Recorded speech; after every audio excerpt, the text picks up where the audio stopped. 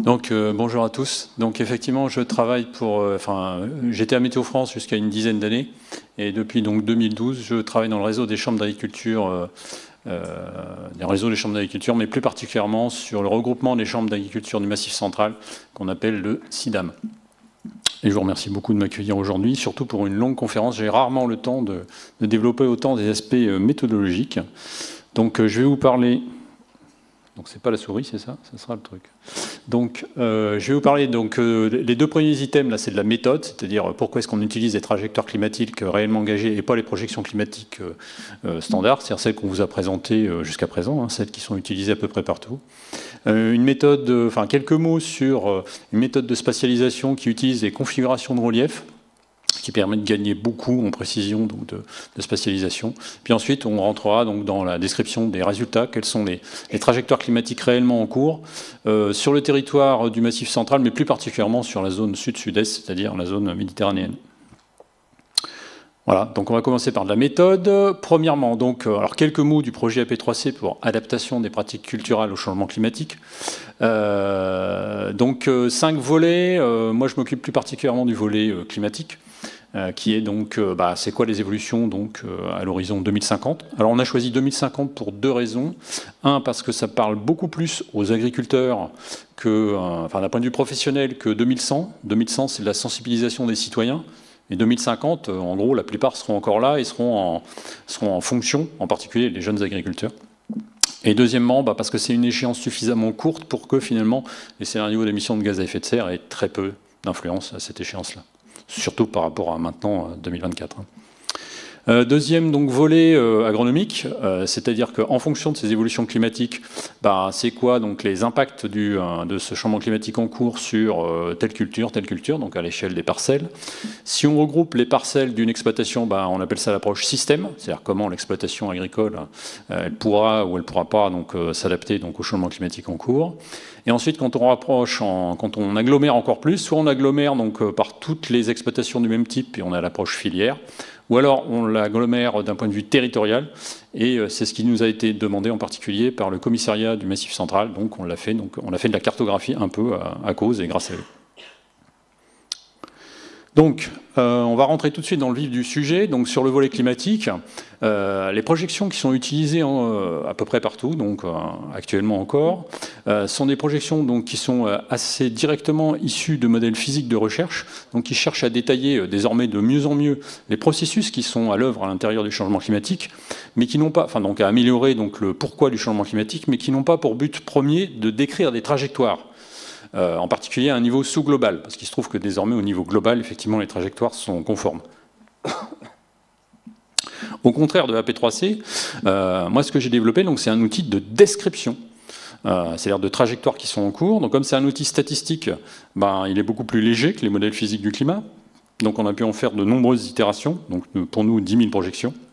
Ce qui nous permet d'avoir des probabilités relativement robustes, y compris pour des événements relativement rares, quoique nous, on ne s'intéresse pas aux extrêmes, vraiment. On reste dans les choses relativement rares, mais pas complètement extrêmes.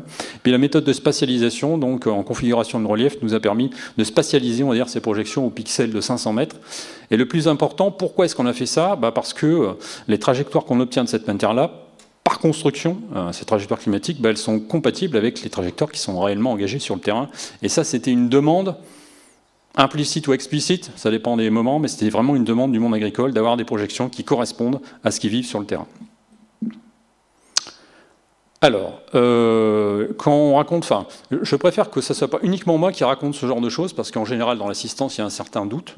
Donc, c'est pour ça que j'ai convoqué un confrère un peu plus éminent, Sébastien Doutreloup, qui a reçu le prix 2021 de l'Association internationale de climatologie, qui, entre autres, a fabriqué un MOOC, une formation sur France Université Numérique, qui a été suivie par 11 000 personnes en 2022, et dans lequel il y a eu la contribution de l'ancien vice-président du GIEC et de... C'est plus l'actuel maintenant, c'est l'ancienne coprésidente du groupe 1 du GIEC qui s'appelle Valérie Masson-Delmotte. Donc on va écouter ce que Sébastien Doutreloup nous raconte à propos de ce que qu'ont censé représenter les projections climatiques, des modèles physiques du climat. Le truc c'est que je ne vois pas le... Ouais, ça marche. ceux qui produisent les projections climatiques.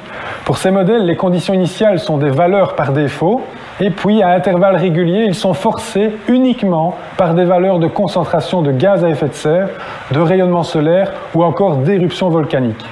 Au final, ils parviennent à représenter l'atmosphère sur de longues séries temporelles, mais le désavantage est qu'ils ne donnent qu'une idée moyenne de l'évolution des conditions atmosphériques, et pas une évolution réelle, étant donné qu'aucune observation météorologique n'est insérée dans ces modèles. Cependant, ils constituent... Cependant, ce sont des outils absolument indispensables pour mieux comprendre le changement climatique, pour détailler les processus, etc.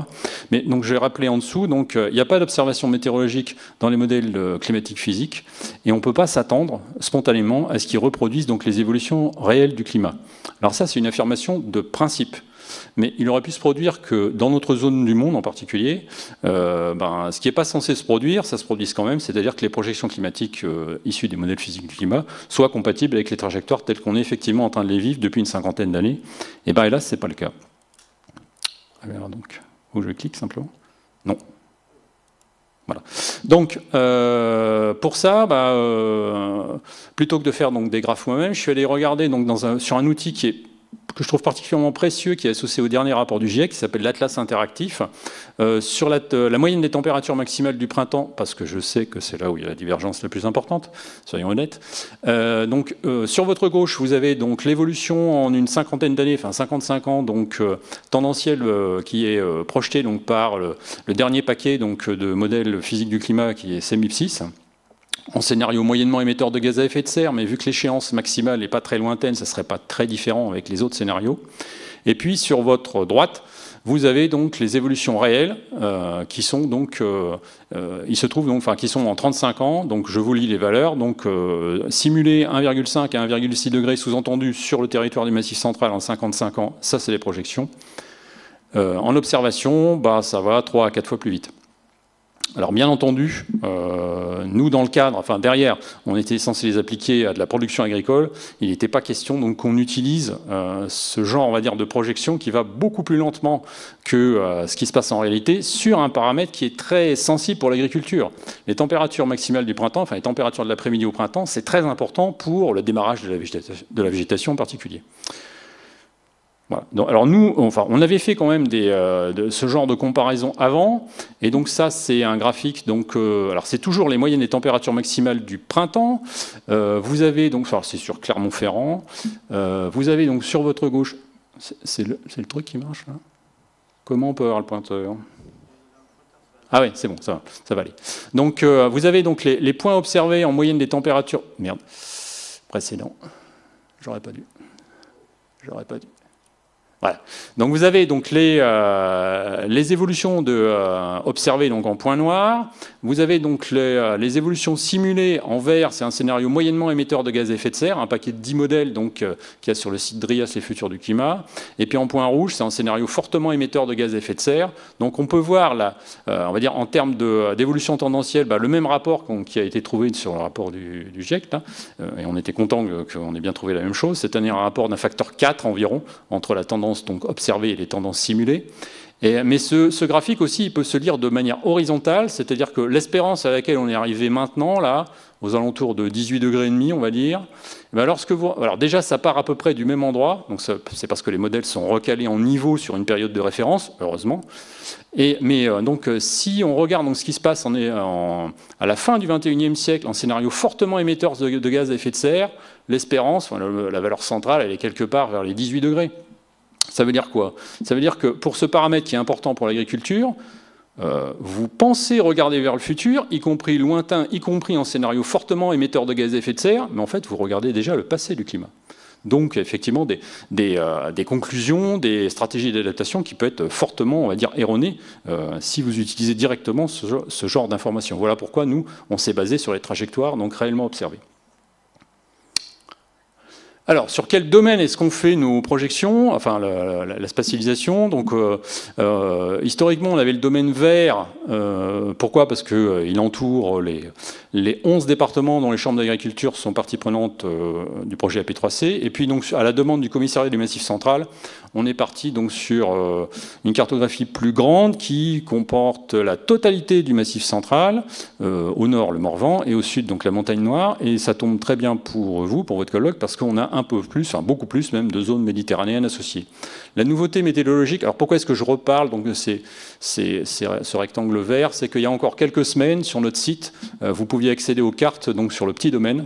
Mais depuis 15 jours, 3 semaines, vous avez donc les nouvelles cartes sur le grand domaine rouge. La nouveauté météorologique, entre autres, c'est qu'on tient compte désormais des reliefs de proximité, enfin des configurations de relief jusqu'à plus de 500 km. C'est-à-dire qu'on tient compte explicitement de la présence et de la forme des Pyrénées sur ce qui se passe sur le Massif central, et également de la présence et de la forme des Alpes sur ce qui se passe sur le Massif central. Avec 100 km, c'était quand même très limité. Alors ça c'est le réseau, donc le réseau sur lequel donc on spatialise donc les informations. Donc sur chacun de ces points il y a eu des projections, donc il y en a environ 235 sur le grand domaine donc du Massif central. Mais attention, ces informations ne sont pas utilisées de manière primaire en proximité. De manière primaire, ils sont utilisés en exploration des reliefs élémentaires, c'est-à-dire que pour chacun de ces 36 points, on va dire, mais alors, quelle est l'influence de, je sais pas quoi, l'exposition à l'ouest, au sud, etc. Donc des reliefs élémentaires qui sont calculés par analyse, j'ai oublié, tiens.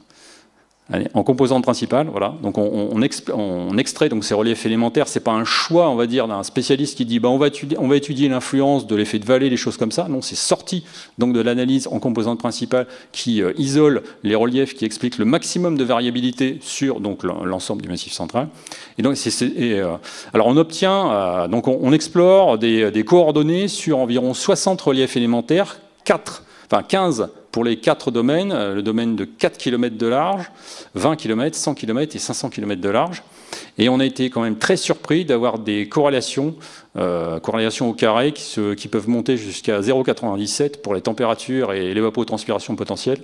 Donc ça veut dire que le résidu de cette, on va dire, de cette influence des reliefs, des configurations de relief peut être très faible, et c'est seulement sur ce résidu qu'on utilise l'information de proximité. Ça, c'est sur la base sur laquelle on s'est posé, on va dire, mais c'est quoi vers le futur? Alors vers le futur, vu que a priori, on ne peut pas utiliser directement donc, la modélisation physique du climat.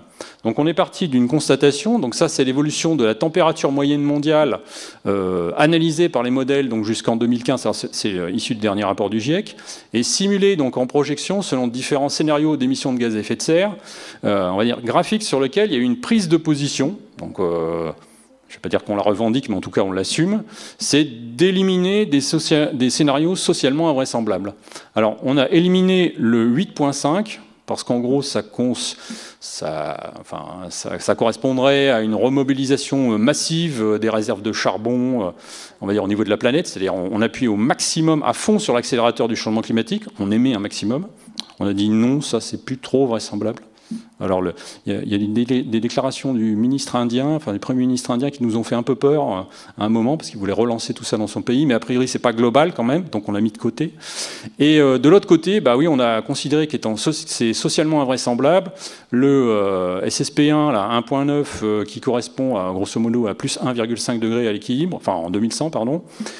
Pourquoi? Parce que ça correspondrait à une baisse dans les émissions de gaz à effet de serre de 5 à 7% par an, je pense, de mémoire. Donc en gros, ça correspondrait à ce qu'on a réussi à faire l'année 2020 quand on n'avait pas vraiment le choix. Et en gros, il aurait fallu faire ça en plus chaque année. C'est-à-dire qu'à la fin, à partir de 2015, donc 2015, 1 Covid, 2016, 2 Covid, etc., on en serait à 8 ou 9 Covid actuellement.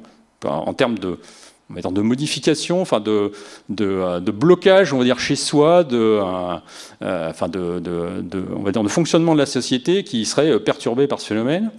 Donc on a dit non, ça c'est pas vraisemblable, c'est pas socialement vraisemblable. Et le 2.6, enfin l'SSP1 2.6, pareil, ça correspond approximativement à un demi-Covid supplémentaire par an. Donc on dit ça non plus, c'est pas socialement vraisemblable.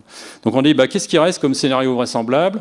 Le SSP2 4.5 qui grosso modo, correspond au fait qu'on va respecter l'ensemble des promesses qui ont été faites au niveau global sur la réduction d'émissions de gaz à effet de serre. Et puis le SSP3 7.0, où en gros on continue à faire ce qu'on fait maintenant, c'est-à-dire pas grand-chose. Ça correspond aussi aux investissements qui sont faits encore actuellement pour l'usage des énergies fossiles, etc. Donc, et ce qu'on peut remarquer donc, sur ce graphique, c'est que les courbes, en fait, donc, entre le rouge vif et le orange, elles se séparent significativement au bout de 35 voire 40 ans. Donc, en fait, si on exclut les scénarios extrêmes, on va dire, l'inertie du changement climatique, combinée à l'inertie sociale, bien entendu, fait que la trajectoire, elle est en gros décidée, même si nous, on ne la connaît pas parfaitement, pendant une bonne trentaine d'années. Et cette trajectoire, en fait, elle est commune au scénario d'émissions de gaz à effet de serre vraisemblable. Et puis, par hasard, je dis bien par hasard, ça correspond à peu de choses près à la poursuite de la tendance engagée. Et ben, c'est ça qu'on a utilisé. Alors, là, si on regarde directement ce graphique, on peut dire, d'accord, 1, c'est valable pour la température moyenne mondiale, 2, la prolongation de la tendance engagée, c'est grosso modo, on voit les incertitudes associées, c'est un scénario médian. Hélas, on ne peut pas considérer ça. Pourquoi ? Parce que les actualités climatiques font qu'on est vraisemblablement face à une accélération donc pluridécennale du changement climatique observé. Alors d'abord, je montre un graphique dont Hervé Douville avant-hier a montré une autre version, mais c'est l'accélération du changement climatique global au niveau de la température moyenne mondiale. Là, il se trouve que c'est un article de James Hansen qui est paru sur le site de l'Université de Columbia au mois de juin de l'année dernière. Et ce qui nous explique, alors je ne vais pas refaire l'explication d'Hervé Douville, c'est qu'il y a une modification dans le bilan radiatif terrestre, vraisemblablement dû à des histoires d'aérosols, etc., qui font qu'aux alentours de 2010, l'évolution du changement climatique, elle s'est pris une claque de 50 à 100% selon la manière dont on considère différents indicateurs. Voilà, donc ça déjà c'est un point. Et il nous dit aussi, James Hansen, qu'il n'y a pas de raison que ça change dans les premières décennies à venir. Donc voilà pourquoi il a tracé ce secteur jaune, une augmentation donc dans la vitesse d'évolution de la température moyenne globale de 50 à 100% par rapport à ce qui était précédemment pendant 40-45 ans. Mais il n'y a pas que ça. Là, ce que je vous montre, c'est l'extension de la banquise antarctique. Alors vous avez toutes les couleurs là qui correspondent aux données passées, et ce qui est en noir, c'est ce qui s'est passé donc en 2023. Donc il y avait des fluctuations, on était dans un tube, alors on peut toujours dire oui ça descendait un peu ou pas, parce que l'Antarctique ça a beaucoup fluctué, et puis donc en 2023, voilà, on est passé complètement hors gamme, et alors on peut toujours dire que c'est en partie dû à El Niño, mais est-ce qu'on peut... regardons ce qui s'est passé sur le El Niño précédent, qui était celui de 2015-2016. Alors si on voit apparaître la flèche, voilà, donc ça se trouve là.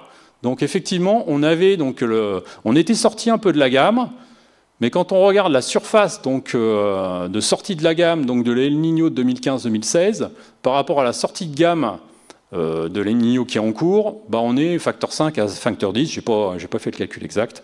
Ça veut dire que, et en plus il se trouve que le El Niño qui est encore en cours est un peu plus faible que celui de 2015-2016. Donc, pour un phénomène initiateur qui est plus faible, on obtient quelque chose qui est 5 à 10 fois plus fort. Ça veut dire que vraisemblablement, on est sorti du fonctionnement linéaire et que vous avez probablement un témoignage du dépassement d'un des premiers points de bascule, enfin point de basculement, c'est comme ça que ça s'appelle, du climat global. Alors, ça on pourrait se dire encore, oui mais c'est local, oui mais il y a d'autres éléments. En particulier donc, ce que vous voyez, c'est l'évolution de la température moyenne océanique de surface hors zone polaire. Donc, vous avez la gamme des évolutions précédentes qui était tout ce qu'il y avait en gris. Et puis, donc, depuis 14 et maintenant 15 mois, on est record par rapport à tout ce qui avait été vu précédemment. Et on est complètement hors gamme aussi. Sachant que le record précédent, là, c'était celui-là, donc le dernier gris, c'était justement le El Niño précédent, donc il y a 8 ans de décalage. Et 8 ans de décalage, ça donne quoi? Ça donne 0,2 approximativement, donc de température supplémentaire. Sachant que le El Niño de 2015-2016 était plus fort, donc on peut plutôt partir vers 0,25, on va dire, si on avait à peu près le même phénomène. Ça vous donne donc des élévations de température qui sont au niveau de l'océan. On en serait sur une pente de l'ordre de 3,5 degrés par siècle, et ce qui nous conforterait plutôt à utiliser la valeur maximale du secteur jaune donc de l'article de James Hansen. Alors, est-ce que c'est tout? Est-ce que j'en ai terminé? Bah, hélas, non. Parce est-ce qu'on ne peut pas s'attendre à des évolutions supplémentaires, à des effets de cliquet? Est-ce qu'on n'est pas en train de rentrer dans une forme d'emballement? Bah, peut-être bien. Comment est-ce qu'on peut voir ça? Entre autres, sur le bulletin des gaz à effet de serre, donc, qui est produit tous les ans par l'Organisation mondiale de la météorologie. Alors là, je vous ai sorti le dernier de novembre 2023, mais si vous voulez les explications, donc il faut aller voir le bulletin précédent de novembre 2022. Et on vous explique que l'évolution radicale qui est en vitesse, c'est inconnu par rapport à ce qu'on connaît précédemment, donc de la teneur en méthane de l'atmosphère, c'est un début de rétroaction dû au changement climatique sur les tourbières tropicales et équatoriales. Donc ça, c'est pas un point de basculement, c'est ce qu'on appelle un effet de seuil. Mais sauf que pour redescendre en dessous de ce seuil, c'est-à-dire qu'il faut modifier le climat. Et hélas, l'inertie du climat lui-même est relativement grande, quoi. Donc, tout ce que je viens de vous présenter, ça veut dire que la prolongation de la tendance réellement engagée, alors oui, il manque un point. La prolongation de la tendance engagée, c'est donc non pas une valeur médiane de ce qu'on peut attendre vers le futur, mais plutôt une valeur minimale de ce qu'on peut attendre vers le futur. Dans l'absolu, c'est valable. Enfin, là, ce que je vous ai montré, ça vous le montre en température moyenne mondiale. Mais il se trouve qu'on peut vérifier que nous sommes dans une zone du monde qui est scalable par rapport au changement climatique mondial. C'est-à-dire en gros qu'il y a un coefficient relativement fixe, constant. C'est-à-dire que ce qui se passe sur notre coin du monde, vous appliquez un coefficient donc à ce qui se passe au niveau mondial et ça marche très bien.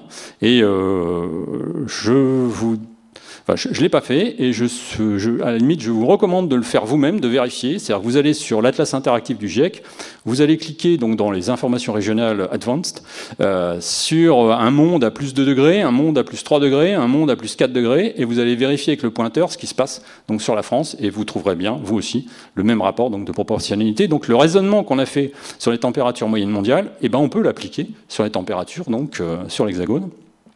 Et l'astuce donc du projet AP3C, ça a été donc de mettre en relation les autres paramètres, parce que les autres paramètres, les précipitations en particulier, ne sont pas scalables. Ça a été de mettre en relation donc les autres paramètres avec la température sur laquelle on peut faire le raisonnement, via un modèle statistique sophistiqué, paramétrisé par le temps, etc. Voilà.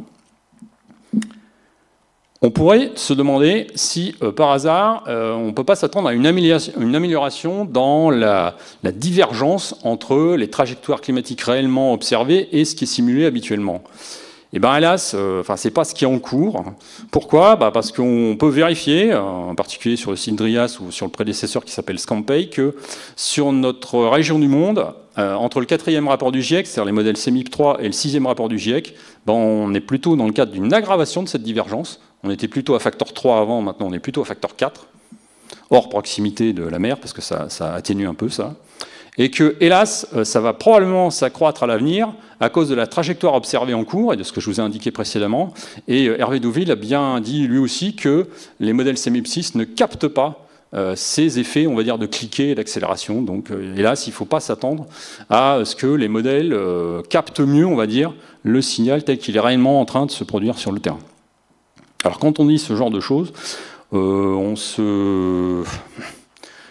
fait face à des remarques, voire à des critiques sur le caractère, on va dire, non scientifique, etc., non validé.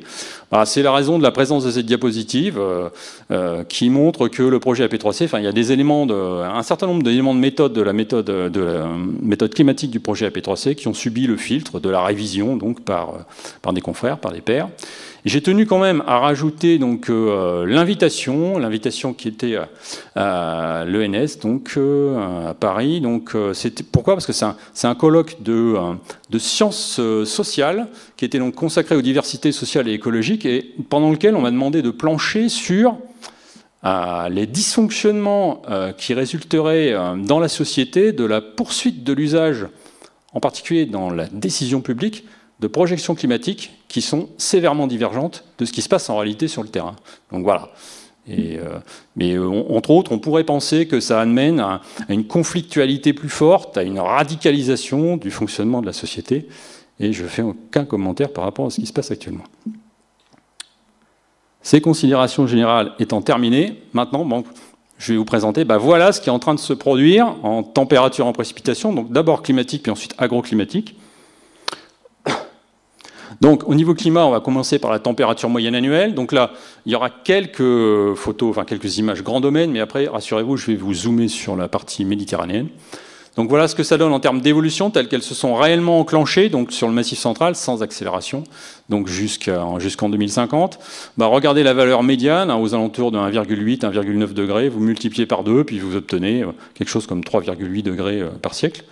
Ça correspond assez bien à la stratégie, on va dire, nationale qui a été préconisée par le ministre Béchu depuis quelques mois, c'est les plus 4 degrés en métropole. Bah, effectivement, parce que c'est ce qu'on observe, quoi. Voilà, c'est pas, ça tient pas compte de l'accélération, c'est juste ce qu'on observe, les plus 4 degrés.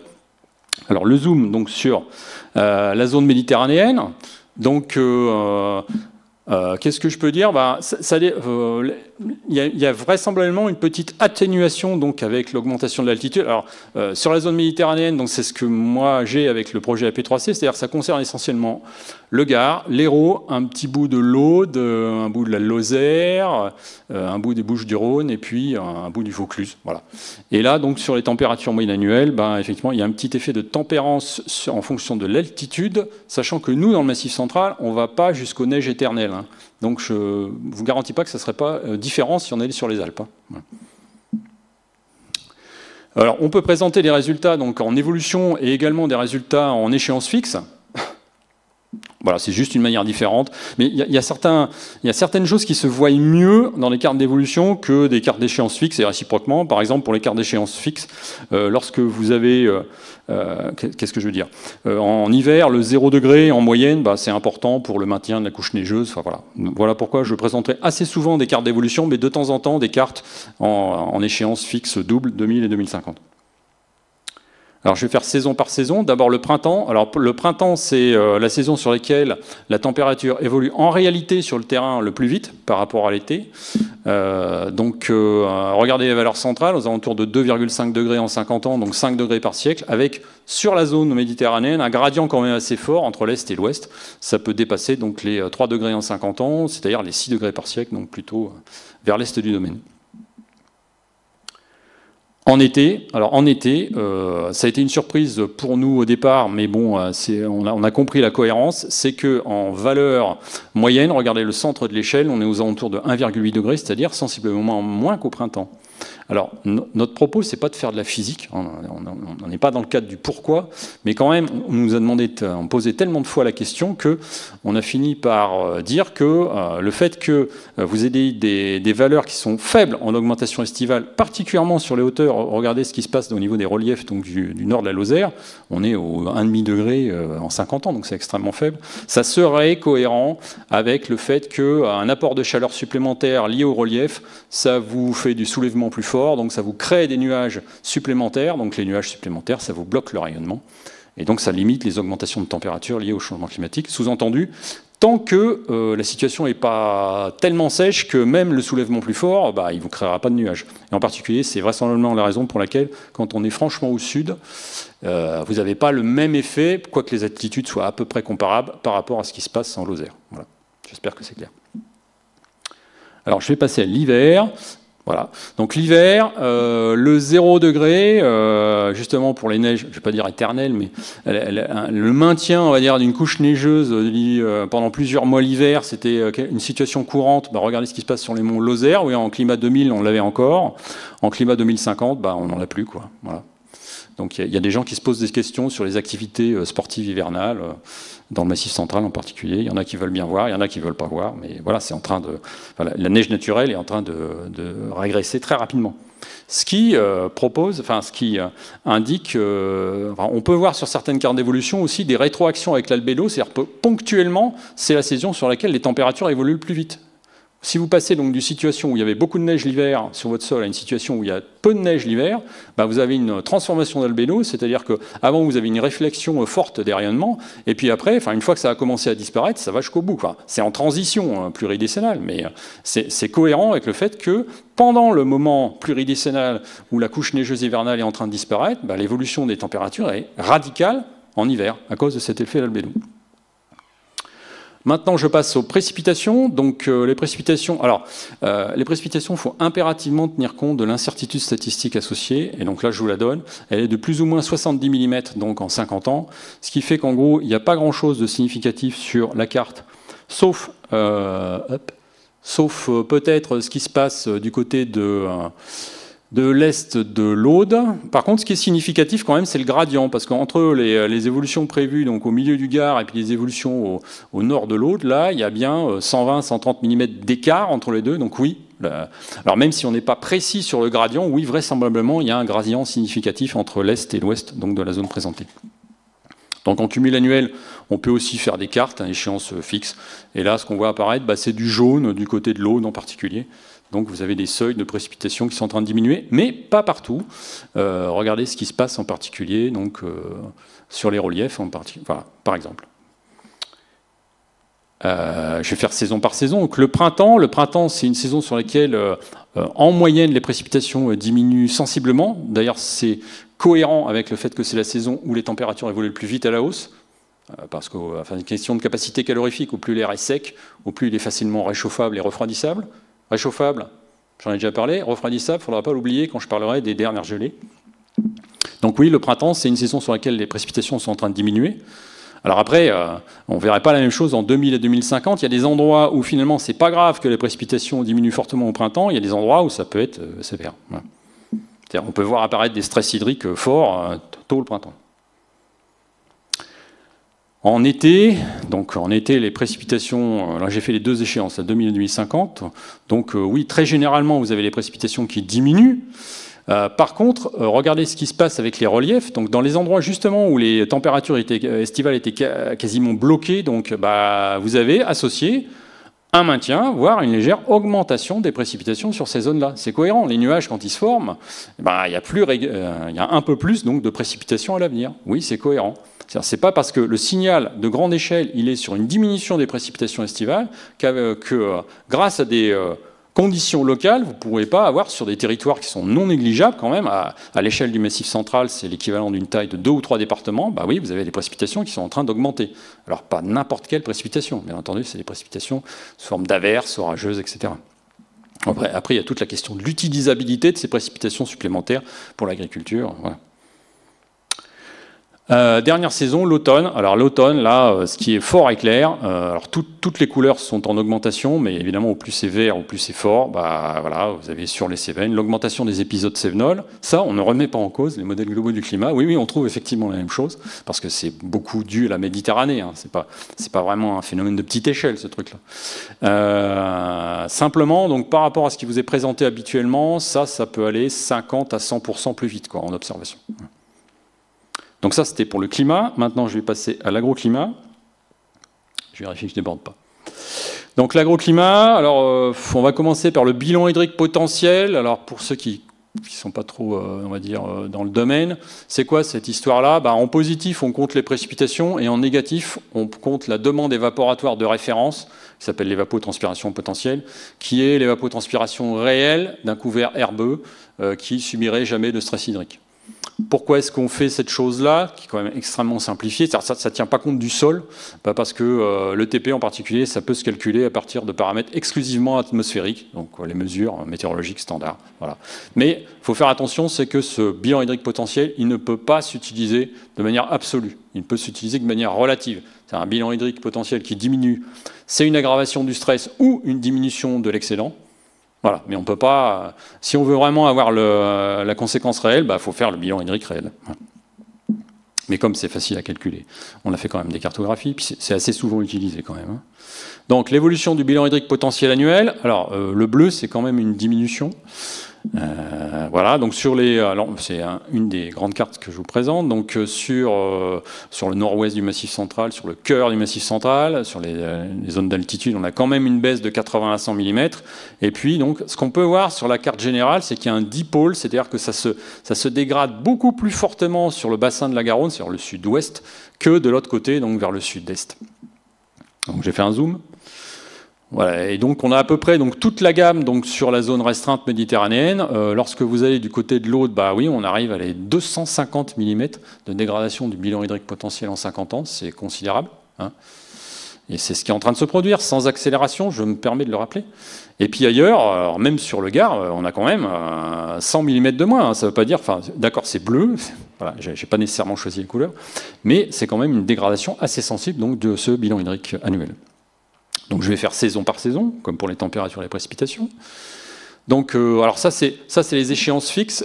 Pourquoi est-ce que j'ai ressorti les échéances fixes? Ben, je crois que c'est pour le Gard, justement, où regardez la couleur, alors hop, comment ça apparaît? La couleur pâle et les couleurs bleues, grosso modo à l'échéance 2000. Alors les couleurs pâles et bleues, c'était neutre ou excédentaire en bilan hydrique potentiel. Et les autres couleurs, c'est déficitaire. Donc grosso modo, en 2000, on était à l'équilibre, à 0 sur le département, en moyenne départementale. Voilà. Et en 2050, qu'est-ce que ça fait? Eh ben, ça fait que les zones qui sont neutres à légèrement excédentaires, il en reste 10 à 15% du territoire. Donc voilà. Et encore, là, je vous parle d'une zone où la dégradation, elle n'est pas très rapide par rapport au reste. Mais vous voyez un peu, vous pouvez déjà estimer les conséquences que ça peut avoir. C'est-à-dire au printemps, bah, c'était une saison neutre, ça devient une saison sensiblement déficitaire. Dans les endroits où c'était fortement excédentaire, c'est moins excédentaire. Voilà, enfin, les problèmes hydriques arrivent sensiblement plus tôt en saison. Je l'ai fait au niveau annuel, pardonnez-moi. Donc au niveau du printemps, oui, mais c'était une conclusion saisonnière par rapport à une carte annuelle. Maintenant, je fais saison par saison. Donc effectivement, donc là, c'est plus spécifiquement au printemps. Donc le raisonnement donc sur le Gard, bah là, vous aviez 2/3, voire 3/4 du département qui était excédentaire. Et regardez, à l'échéance 2050, bah, on est sensiblement déficitaire, sauf sur 10% du territoire. Donc effectivement, déjà au niveau annuel, on le percevait, mais au niveau saisonnier, c'est beaucoup plus net. Oui, au printemps, la situation hydrique est en train de se dégrader très sensiblement. J'ai pris l'exemple du Gard, mais en gros, c'est à peu près partout pareil. En été, il y a une dégradation. Alors l'échelle n'est pas la même, hein. Il n'y a que le bleu foncé où on serait excédentaire. Alors grosso modo, ça existait uniquement sur les sommets du Massif central au nord. Hein. Voilà. Donc l'été, oui, dans le domaine méditerranéen, c'est une saison déficitaire. Enfin, je suppose que vous le savez mieux que moi. Mais c'est en train de s'aggraver. Mais sur ce genre de carte à échéance fixe, on ne voit pas trop facilement la vitesse de dégradation. Enfin, on ne peut pas facilement comparer. Donc je vous ai fait, sur la même diapositive, la comparaison donc, de l'évolution au printemps, sur votre gauche en bas, et en été, sur votre droite, en haut. On va dire que c'est la même carte pour simplifier, alors même s'il y a des petites différences, mais ce que je vous demande de regarder, c'est l'échelle. Bah, voilà, l'échelle, au printemps, ça se dégrade sensiblement plus vite, je dirais, je sais pas, 30 à 50% plus vite que ça se dégrade en été. Ça ne veut pas dire que c'est pas grave en été, parce que, si j'ose dire, l'été arrive après le printemps. Mais ça veut dire qu'au lieu d'avoir, pour simplifier, une saison estivale où les problèmes augmentent, comme ça, bah vous avez plutôt une précocification rapide de la problématique. Et ce n'est pas nécessairement les mêmes stratégies d'adaptation derrière. Donc ça, c'était pour le bilan hydrique potentiel. Maintenant, je vais passer dans d'autres indicateurs agroclimatiques. Alors il y en a maintenant, il y en a plus de 30, hein, mais bon, donc on a calculé, alors sur le Massif central, la moitié c'est relatif à l'herbe. Je vais vous présenter la date de redémarrage de végétation, mais il y a aussi des travaux, des foins, des ratios entre la pluie et la demande évaporatoire. Tant que c'est supérieur à 1, il n'y a pas de stress. Quand c'est inférieur à 1, on rentre donc dans l'utilisation de l'eau dans le sol. Des séquences favorables pour faire les travaux. Pour les autres paramètres, vous avez des indicateurs sur les céréales, des indicateurs d'échaudage, de stress hydrique. Le maïs, je vous présenterai donc l'échaudage du maïs supérieur à 32 degrés. Vous avez des dérobés, des indicateurs sur les dérobés. Les dérobés, ce sont des cultures courtes, c'est-à-dire étant donné que les cycles sont en train de se raccourcir, est-ce qu'on ne peut pas rajouter des cultures supplémentaires? Un indicateur sur la vigne, et c'est dommage que M. Kramer soit parti parce qu'il avait aussi un indicateur sur la vigne, il me semble. Et je vais faire une remarque associée. Et puis un indicateur généraliste justement sur la dernière gelée de printemps pour tenir compte de la baisse des précipitations et de la baisse, on va dire, de la capacité calorifique. Et puis c'est général, la dernière gelée de printemps. Alors on y va sur la date de redémarrage de végétation. Voilà comment ça évolue en 50 ans. Sans grosse surprise, lorsque vous êtes en basse altitude vers le sud, bah, ça bouge presque pas. Pourquoi? Parce que la date de redémarrage de végétation elle était déjà tellement proche du 1er janvier, parfois même au 1er janvier, parce que ça ne s'était pas arrêté, qu'on ne peut pas précocifier plus que le 1er janvier, c'est calculé comme ça. Hein. Mais au plus vous montez en altitude, au plus cette précocification est forte. Et lorsque vous êtes sur les sommets là, de la Lozère, on a 1 mois de précocification. Donc, effectivement, ça c'est quelque chose qui a été remarqué par les agriculteurs qui ont une exploitation assez étagée, c'est que ça redémarre beaucoup plus vite en altitude que sur les parcelles qui sont plus bas. Alors un peu de publicité sur nos nouvelles cartes. Alors c'est exactement la même carte, sauf que le zoom a été fait sur le Gard et sur le sud de la Lozère. Là vous aviez la version précédente, pour ceux qui l'avaient téléchargée, donc voilà ce qu'on avait sur votre gauche. On avait beaucoup de bruit, du moiré. Alors les couleurs, enfin les valeurs sont pas fausses, mais ça pouvait pas vraiment être utilisé au pixel. Désormais la nouvelle version, avec plus de points et puis quelques apports méthodologiques, voilà ce qu'on arrive à faire. On arrive à dessiner des vallées. Donc c'est pour ça qu'on s'est permis de mettre les communes en particulier, parce qu'on arrive à différencier de manière infracommunale donc les évolutions d'un certain nombre de paramètres climatiques et agroclimatiques. La date de dernière gelée de printemps. Alors, ce que nous disent les modèles physiques du climat, c'est qu'il y a une contraction rapide de cette date de dernière gelée. Ce qu'on observe en réalité, ça dépend. Si vous êtes dans le jaune ou dans le vert clair, oui, effectivement, vous avez une précocification relativement rapide. Par contre, si vous êtes dans le bleu foncé, là, alors c'est souvent en altitude, mais pas que, là, vous avez une contraction de la date de dernière gelée qui est faible, c'est-à-dire qu'elle va se produire, vu que le redémarrage de végétation, lui, avec le changement climatique, va se produire de plus en plus tôt, oui, mais la date de dernière gelée, elle, même si elle se contracte un tout petit peu, elle va se produire à un stade végétatif, phénologique, plus tardif, donc en général plus sensible au gel. Pour le maïs, mais aussi pour les êtres humains, on a calculé les températures supérieures à 32 degrés. Donc je vous demande de regarder du côté de Béziers. Enfin là, le point, c'est Murviel et Béziers. En 2000, on était vers 16, 18, là, jours, supérieurs à 32 degrés. C'est les températures maximales. Et en 2050, on est dans le rouge foncé, là, donc facteur 2,5, donc par rapport à ce qu'on a connu en 50 ans. Quoi. Donc c'est considérable. Là, vous avez la double claque de l'augmentation de la moyenne et de l'augmentation de la variabilité, ce qui fait que les valeurs extrêmes, grosso modo, augmentent 2 fois plus vite que la moyenne. Quoi. Alors je termine par la vigne. Comme moi je m'y connais pas bien, et puis ici apparemment les gens s'y connaissent plus, mais moi je m'y connais pas bien, donc j'ai trouvé un tableau de comparaison entre, alors c'est l'indice de Huglin, c'est les sommes de température basse 10 degrés, c'est-à-dire on compte pas ce qu'il y a en dessous de 10 degrés. Qu'est-ce qu'on va regarder? Donc vous avez des cépages, alors c'est très approximatif, mais vous avez des cépages qui correspondent à les valeurs de l'indice de Huglin, et je vous demande de regarder 3 choses.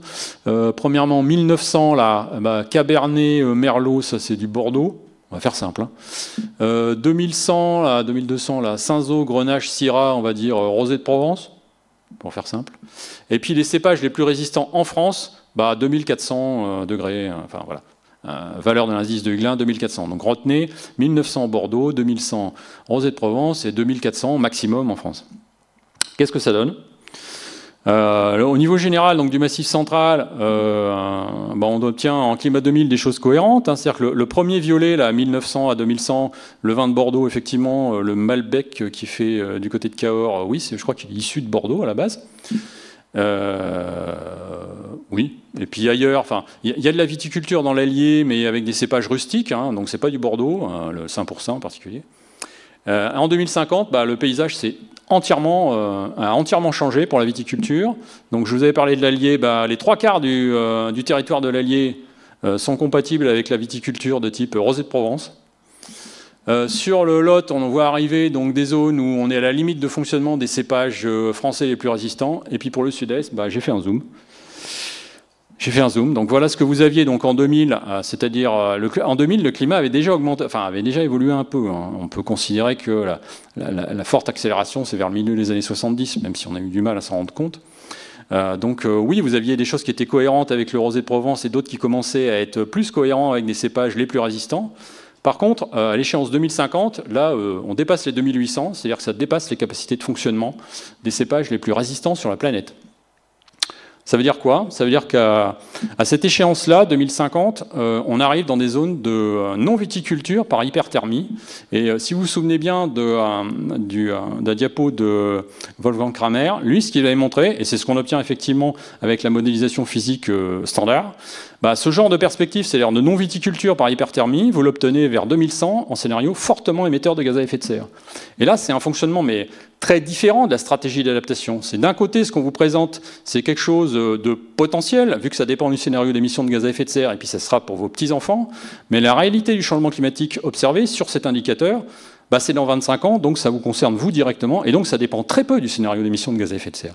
Donc voilà, c'est pas du tout la même manière de considérer ce genre de problème. Et de mettre en place des transformations de la filière, il n'y a pas la même urgence, etc. Donc quelques liens donc, du projet AP3C. Vous avez énormément de documentation donc, sur le site web du projet. Et puis on a un certain nombre de... j'ai fait un certain nombre donc, de visios, donc, de conférences climatiques localisées, de conférences agroclimatiques. N'hésitez pas et je suis à votre disposition.